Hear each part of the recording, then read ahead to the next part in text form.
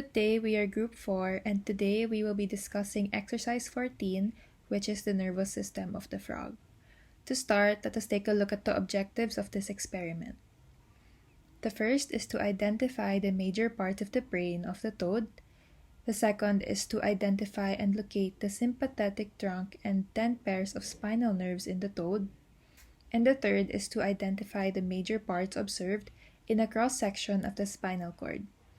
Let us now proceed to the labeling of the parts. First, we have the spinal nerves of the toad. The first one we identified is the brachial plexus.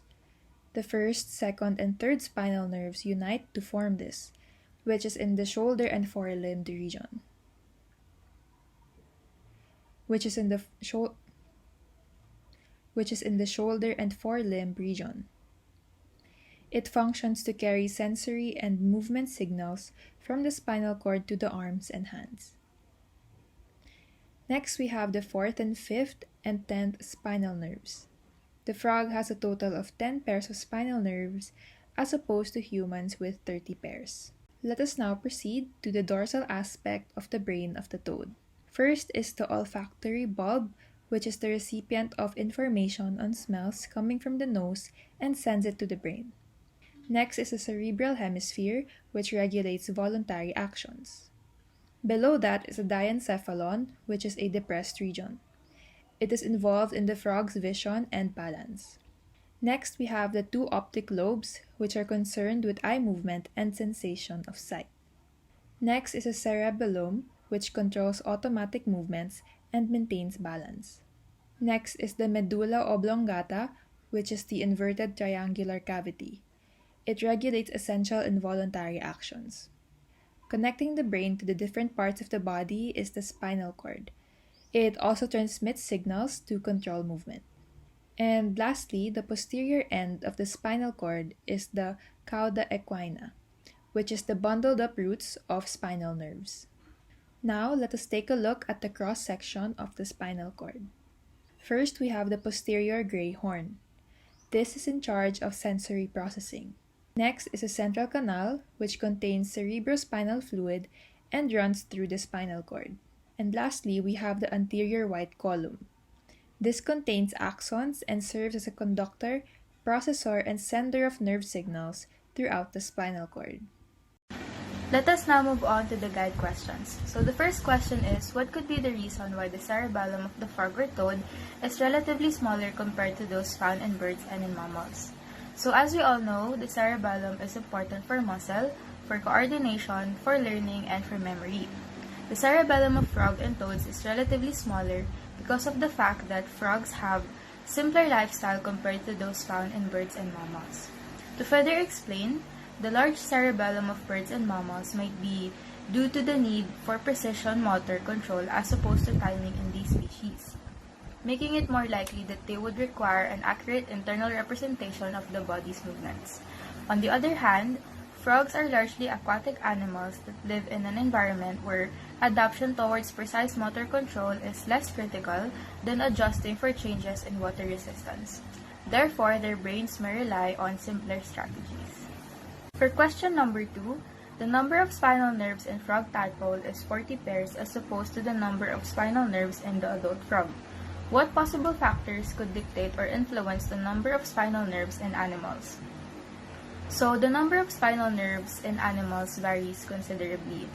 The environment, length, complexity, and age of the animal are some of the possible factors that can dictate how many spinal veins it will have as it grows. So, for example, an animal that lives in a cold climate particularly needs a lot of spinal nerves because it needs to feel its environment.